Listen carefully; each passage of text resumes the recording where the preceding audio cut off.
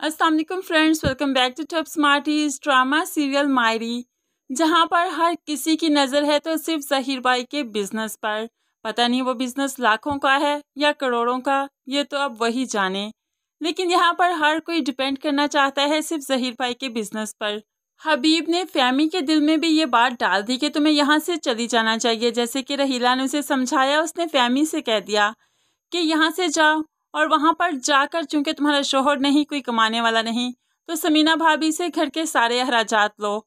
बड़ी भाभी हैं तुम्हारी, ज़हीर भाई के कारोबार से तुम्हें खर्चा देंगी। पहले तो फैमी ने ऐसी वैसी कोई बात नहीं की, लेकिन जब बात एमन पर आ गई कि उसे पालक नहीं खानी थी, अंडा फ्राई खाना था, तो समीना भाभी ने ये कहते हुए रोक दिया कि फैमी, तुमने एमन को बहुत ज़्यादा सर पर चढ़ा रखा है, बहुत ही गलत तरबियत कर रही हो तुम इसकी। जो पका है वही खाना चाहिए, इसलिए एमन सिर्फ पालक ही खाएगी, इसके लिए अंडा फ्राई नहीं होगा।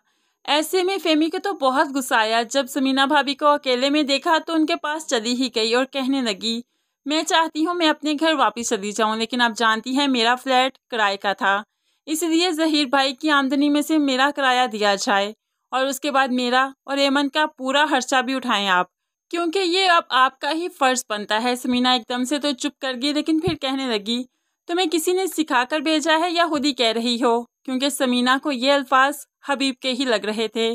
वो जानती है कि हबीब ही ऐसी ओछी हरकतें कर सकता है और कोई नहीं। कॉलेज से बहुत ज़्यादा ऑफ करने की वजह से एनी का कॉलेज छूट गया, उसे कॉलेज से निकाल दिया गया। वो बहुत परेशान थी, रो रही थी कि फाहिर जब कमरे में आया तो उसे उकताने लगा और कहने लगा, तुम हमेशा स्टडी की वजह से परेशान रहती हो, तुम्हारी ज़िंदगी में और कोई टेंशन नहीं। मुझे देखो कि हर मसला मेरे सर पर खड़ा है, कभी ऑफिस का मसला, कभी घर का मसला, लेकिन तुम्हारे मसले सिर्फ स्टडी के। एनी रोकर बताने लगी कि मुझे कॉलेज से निकाल दिया गया क्योंकि मैंने बहुत ज़्यादा छुट्टियाँ की थी।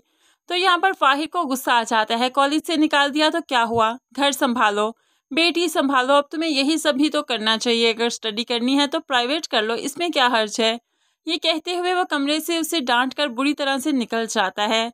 एनी और ज़्यादा रोने लगी, आयशा के पास गई और कहने लगी, फाहिर मेरे दुख में शरीक तो नहीं हुआ, उल्टा मुझे डांट कर चला गया। अब कोई एनी का साथ दे ना दे, आयशा उसका साथ ज़रूर देगी, क्योंकि आयशा जान चुकी है कि पढ़ना एक औरत के लिए कितना ज़रूरी है।